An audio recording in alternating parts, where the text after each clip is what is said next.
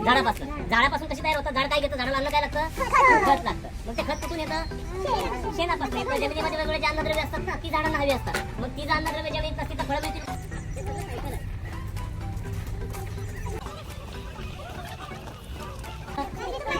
हा, माती भुसभुशीत करतो, मातीचं रूपांतर करतो, अन्नद्रव्यात करतो, जे झाडांना येतात. हा सगळा गांडूळ खताचा बेड आहे. तिथं गांडूळ खत तयार केलं जातं.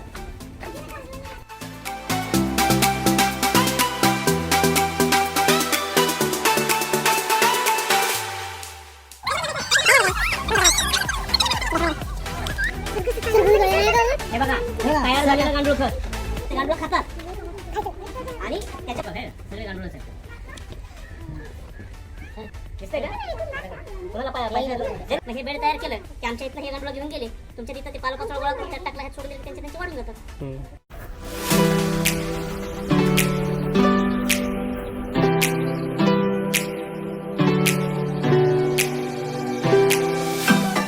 बरोबर आहे का?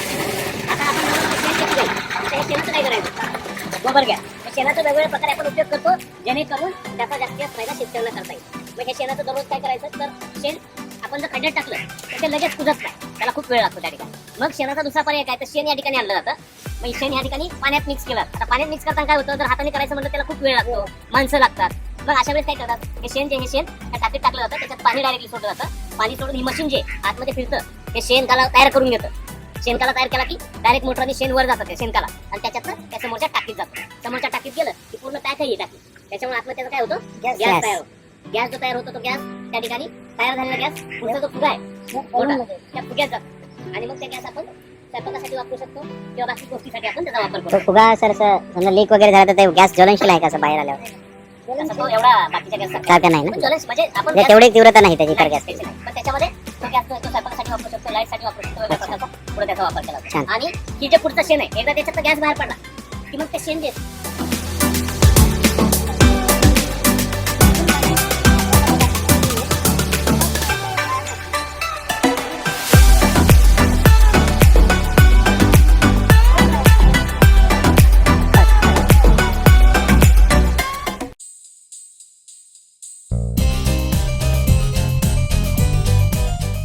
एन्जॉयमेंट पण आहे. इथं जवळपास तुम्हाला हा देशी गाईंचा गोठा, म्हणजे इथं काही जवळपास आपल्या महाराष्ट्रातल्या 7 गाई इथं तुम्हाला बघायला मिळतील. प्लस इतर राज्यातल्या 5-6 गाई, अशा जवळ 11-12 जातीच्या गाई तुम्हाला बघायला मिळतील. त्याच्या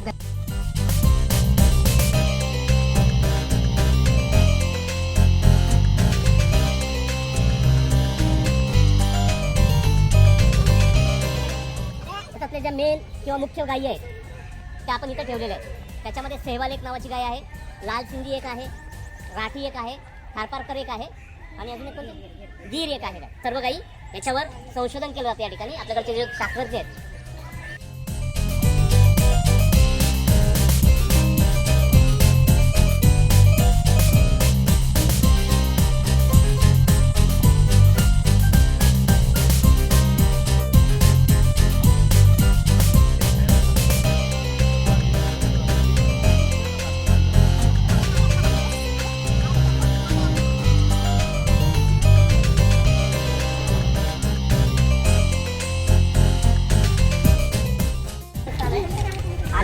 जवळजवळ खूप साऱ्या देश भारतामध्ये सगळीकडे ह्या गायी सध्या पाळल्या जातात.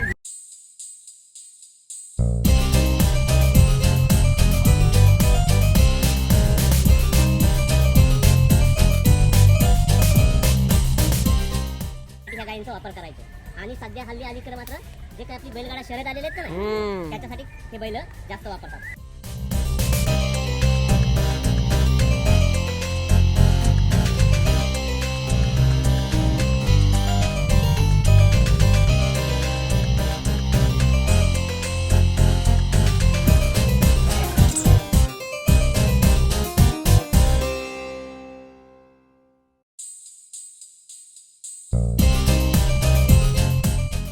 कृषी विद्यापीठ आपलं 1970 साली स्थापन झालं. त्यानंतर आपला हा गोठा आणि कॉलेजच्या अंडर जाऊन कृषी विद्यापीठाच्या अंडर आला.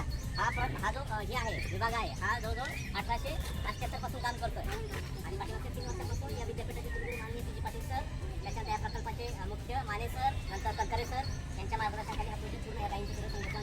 आणि आपल्याकडे व्हाईट लेगॉन म्हणजे जी अंड्यासाठी जगभरात जात वापरली जाते कोंबड्यांची ती जात आहे. हे सगळं कोंबड्यांचा रंग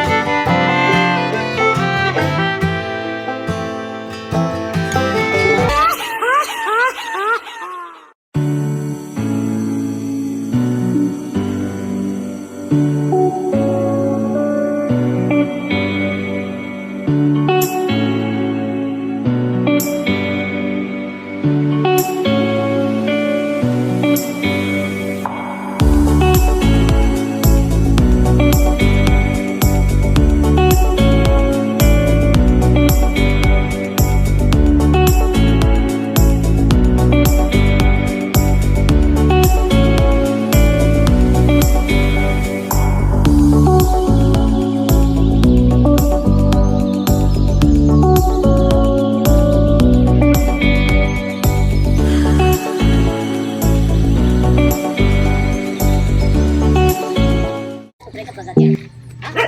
कुत्रा हा सगळ्यात इमानी प्राणी म्हणतात आणि प्रत्येक शेतकऱ्याला तर आता सध्या त्यापैकी कुत्रा पाणी लागतो. ही एक भारतीय प्रजात आहे मुरुड हाऊन. आणि हा जो कुत्रा आहे हा शिवाजी महाराजांपासून राजांनी देखील कुत्र्याचा वापर केलेला आहे. अतिशय हुशार हा असा प्राणी आहे आणि आपण त्याची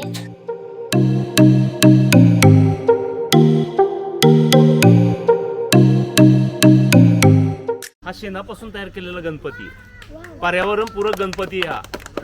आणि भविष्यात ह्या गणपतीला सगळे लोक वापरणार आहेत. आतापर्यंत आपण जे बाहेर गणपती पाहतो ना हे प्लॅस्टर ऑफ पॅरिसचे वगैरे असतात. हा शेणापासून तयार केलेला गणपती, शेणापासून तयार केलेली पंती आहे. आपण जे सध्याला गणपतीच्या मूर्ती वापरतो त्या कोणत्या असत्या? शाडू मातीच्या मूर्त्या असत्या किंवा दुसऱ्या आपल्या त्याच्या असत्या प्लास्टर ऑफ पॅरिसच्या मूर्त्या असत्या. त्या आपण ज्यावेळेस नदीमध्ये विसर्जित करतो त्यावेळी काय होतं, त्या